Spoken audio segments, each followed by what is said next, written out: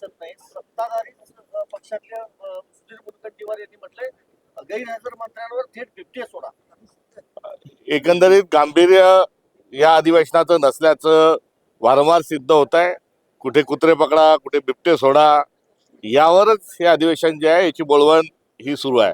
मुळातच विदर्भाचा करार करत असताना ज्या स्वाक्षर झालेल्या आहेत त्याचा अनादर एकीकडे आहे, तो दुसरीकडे बेरोजगारांचा, शेतकऱ्यांचा आणि महाराष्ट्रातील एकंदर कर्मचाऱ्यांचा हा सर्व प्रश्न या निमित्तानं ऐरणीवर असताना कायदा व सुव्यवस्थेची परिस्थिती, प्रशासनातील गोंधळ आणि मुळात हे सरकार भ्रष्टाचार युक्त आहे आणि अत्यंत भ्रष्ट स्वरूपाचे एकापेक्षा एक मोठे प्रकरण बाहेर येत असताना त्या संदर्भात श्वेतपत्रिका जाहीर करून यावर चर्चा होणं अपेक्षित होतं. न खाऊंगा न खाने दूंगा असं नरेंद्र मोदी म्हणत असताना अब मिलजुल के सब खाओ हे धोरण कुठेतरी महाराष्ट्रातल्याही महायुती सरकारने स्वीकारल्याचं दिसून येतंय. करिता सभागृहाचं कामकाज हे व्यवस्थित सुरळीत चालू न देणं, गांभीर्य त्यामध्ये न ठेवणं, त्या सभागृहात गंभीर विषय असताना सत्ताधारी पक्ष ज्या पद्धतीने विरोध करतात आहे, टिप्पणी करतात आहे, एकंदरीत लोकशाहीचा कडेलोट होत असतानाच या अधिवेशनामध्ये दिसून येत आहे. तर आज एक आरोप केलाय सत्ताधारी पक्षाचे आमदार आहेत हेमंत पाटील, विधिमंडळ परिसरामध्ये दलाल 1,500 रुपयांना पास विकतायत.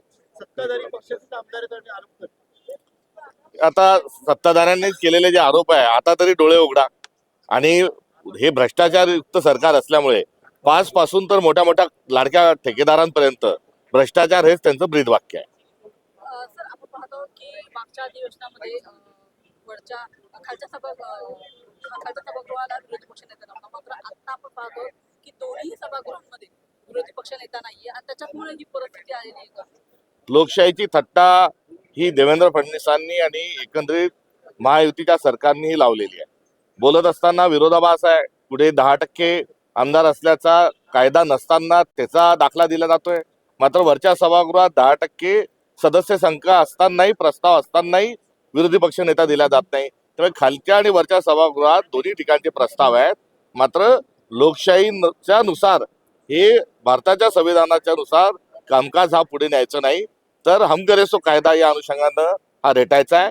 देवेंद्र फडणवीसांनी लोकशाहीची भूज राखली पाहिजे एवढा आव आणतात ते. तो आव आणत असताना जे संकेत आहेत आणि जो नियम आहे तो पाळला पाहिजे. विरोधी पक्ष नेता हा त्यांना देणं हा राजकीय धर्म आहे, हा राजधर्म आहे, मात्र या राजधर्मापासून देवेंद्र फडणवीस पळ काढत आहे. लाडकी बहीण योजनेमध्ये सर 165 कोटी रुपये अपात्र लाभार्थ्यांनी लाटलेले आहेत, ज्यामध्ये पुरुषांसह शासकीय अधिकारी आणि कर्मचारी महिलांचा समावेश आहे. ही कबुली दिलेली आहे मंत्री आदित्य तटकरे यांनी.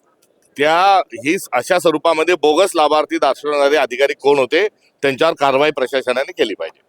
सर, मागच्या काही दिवसांपूर्वी मनोज जरांगे पाटील यांनी आंदोलन केलं होतं की मराठ्यांना कुणबी प्रमाणपत्र मिळावं यासाठी, आणि आता जी माहिती समोर येते त्याच्यामध्ये जवळपास 600 लोकांनी यासाठी अर्ज केलेला होता, मात्र केवळ 98 लोकांना आपले प्रमाणपत्र मिळालेलं आहे.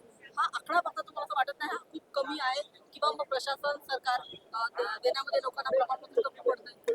जातनिहाय जनगणना हा सर्वात आरक्षणाच्या मुद्द्यांवरचं सर्वात रामबाण अशा स्वरूपाचा इलाज आहे. मात्र जातनिहाय जनगणना न करता देवेंद्र फडणवीस हे जाती जातीत भांडणं लावतात आहे. वास्तविक पाहता मुंबईत आलेल्या मोर्चाच्या अनुषंगानं नेमकं काय झालं हे सरकारने सांगितलं पाहिजे. मात्र एकमेकांच्या जाती जाती धर्माधर्मात माणसात भांडणं लावायची आणि राज्य करायचं हे धोरण देवेंद्र फडणवीसांनी स्वीकारलेलं आहे. थँक्यू.